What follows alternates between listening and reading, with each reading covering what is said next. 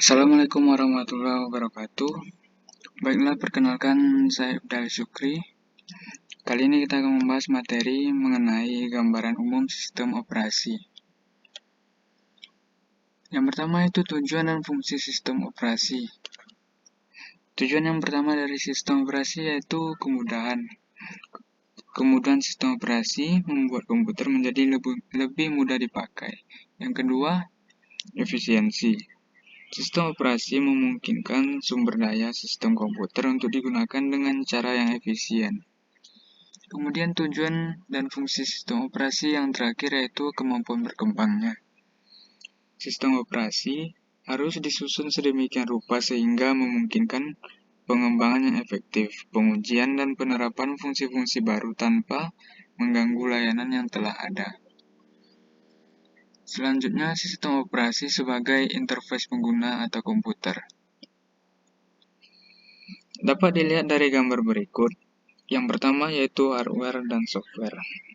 Hardware dan software digunakan untuk menyediakan aplikasi bagi pengguna.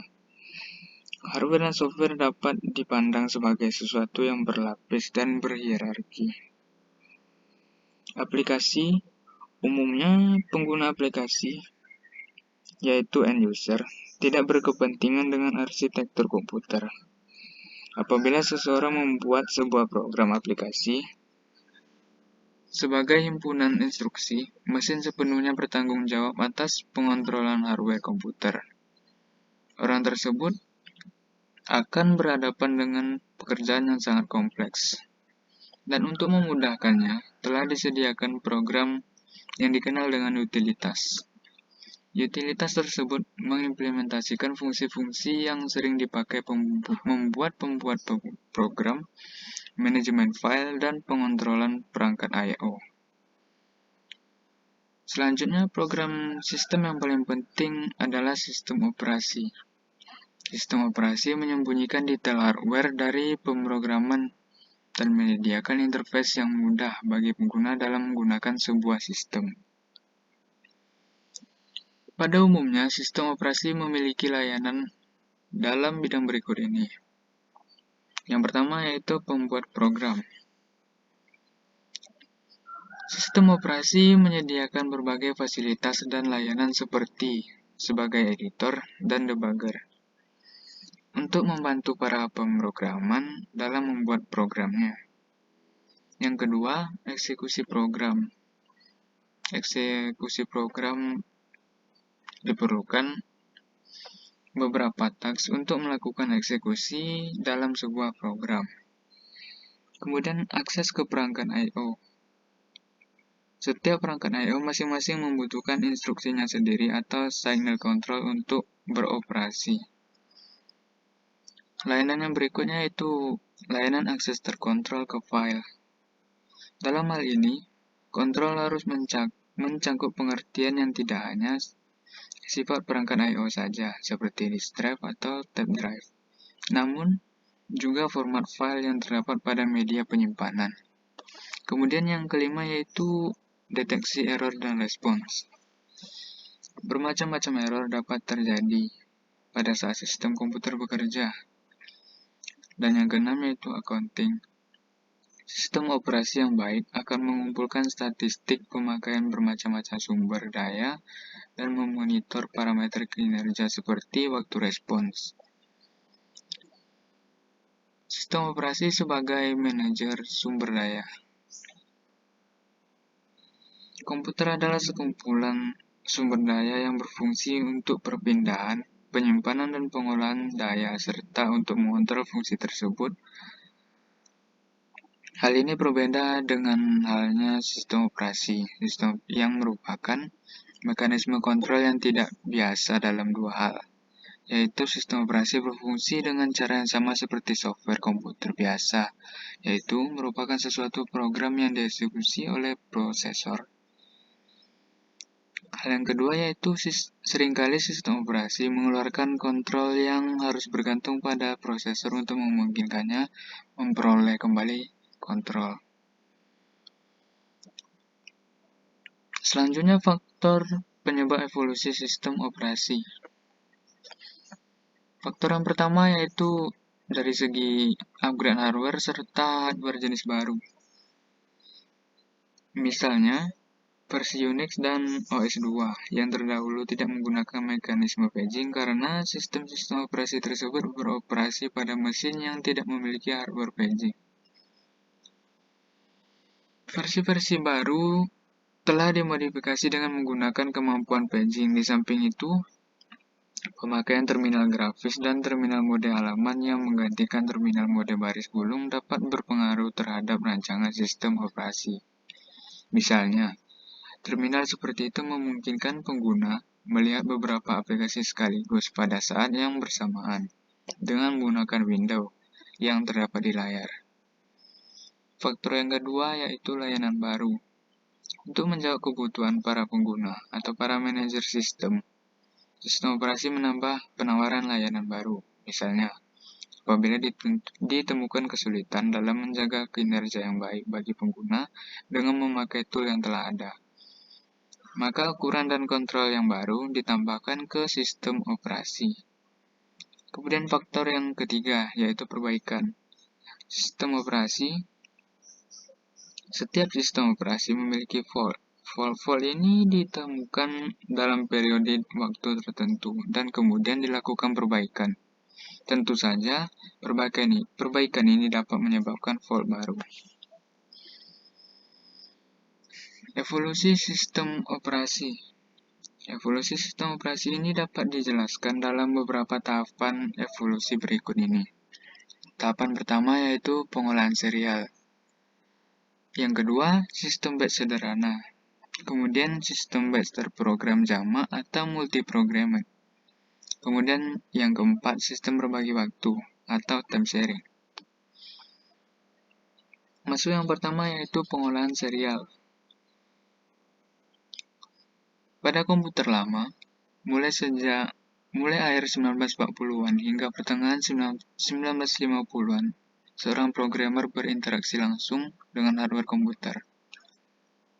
Pada saat itu belum ada sistem operasi mesin dijalankan dari sebuah konsol yang berisi peraga cahaya, switch, beberapa perangkat input, dan printer. Program yang berbentuk kode mesin dimuatkan melalui program input, misalnya pembaca kartu.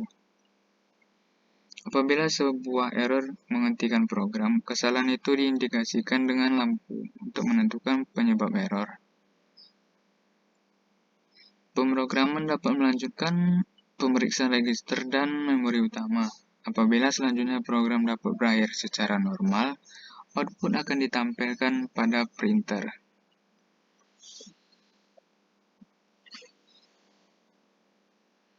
Sistem lama memiliki dua masalah besar, yaitu sebagai berikut. Yang pertama yaitu scheduling atau penjadwalan.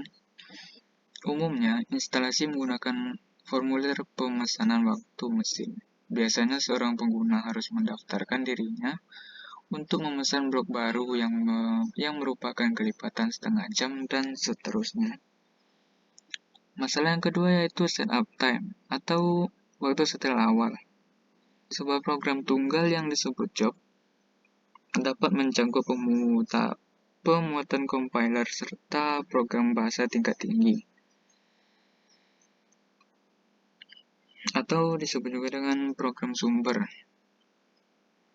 Penyimpanan program yang telah dikompil atau program objek yang kemudian pemuatan dan penggabungan program objek dengan fungsi yang umum. Sistem batch sederhana. Inti gagasan yang berada di balik teknik sistem operasi batch adalah pengguna potongan software yang dikenal sebagai monitor. Untuk memahami cara kerjanya, kita akan memandangnya dari dua sudut, yaitu sudut pandang monitor dan sudut pandang prosesor. Dari sudut pandang monitorlah yang mengontrol rangkaian event. Agar pengontrolan itu dapat terjadi, banyak monitor yang selalu berada di memori utama dan dapat digunakan untuk eksekusi. Bagian monitor yang berada di memori utama dikenal sebagai resident monitor. Bagian monitor lainnya terdiri dari utilitas dan fungsi umum yang yang membutuhkan utilitas dan fungsi tersebut. Berikut adalah gambaran tata letak memori, resident monitor. Sekarang kita perhatikan rangkaian event itu dari sudut pandang prosesor. Pada saat tertentu, prosesor mengeksekusi instruksi yang berasal dari bagian memori utama yang berisi monitor. Instruksi-instruksi ini menyebabkan job berikutnya dibacakan ke bagian memori utama lainnya. Fitur hardware lain yang juga dibutuhkan untuk merealisasikan sistem batch ini adalah yang pertama yaitu proteksi memori, kemudian timer, yang ketiga privilege instruction, dan interrupt. Sistem batch multiprogrammer. Walaupun dengan menggunakan pengurutan program secara otomatis yang dihasilkan oleh sistem operasi batch sederhana, prosesor masih sering berada dalam keadaan idle. Masalahnya adalah perangkat-perangkat I/O cukup lambat apabila dibandingkan dengan kecepatan prosesor. Prosesor membutuhkan jumlah waktu tertentu untuk melakukan eksekusi, sampai instruksi I/O tersebut selesai sebelum melanjutkannya kembali. Pada sebuah job, perlu menunggu I/O. Proses dapat beralih ke job lainnya yang mempunyai kemungkinan besar dan tidak sedang menunggu I/O. Bisa dilihat pada gambar B. Dan selain itu kita dapat memperbesar memori untuk menampung 3, 4 atau lebih program dan dapat beralih di antara program-program itu seperti yang dapat dilihat pada gambar C. Proses tersebut dikenal sebagai multiprogramming atau multitasking.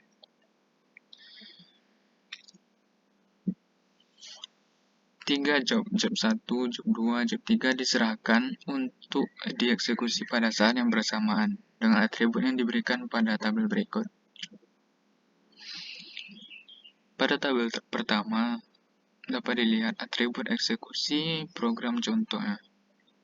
Kemudian efek-efek multiprogramming utilitasi sumber daya dapat dilihat pada tabel kedua. Selanjutnya sistem time sharing. Dengan menggunakan multiprogramming, pengolahan batch dapat menjadi efisien.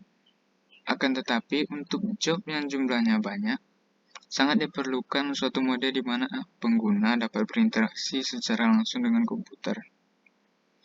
Bahkan bagi beberapa job, misalnya pengolahan transaksi, mode interaktif merupakan sesuatu hal yang penting. Perbandingan batch multiprogramming dengan time sharing. Perbandingan yang pertama yaitu terletak pada tujuan utamanya. Tujuan utama batch multiprogramming yaitu memaksimalkan pemakaian, sedangkan tujuan utama dari time sharing yaitu meminimalkan waktu respons. Perbandingan yang kedua dapat dilihat dari sumber instruksi-instruksi ke sistem operasi. Pada batch multiprogramming, instruksi-instruksi job control yang menyediakan perintah dengan job. Sedangkan pada time sharing, perintah-perintah dimasukkan pada terminal.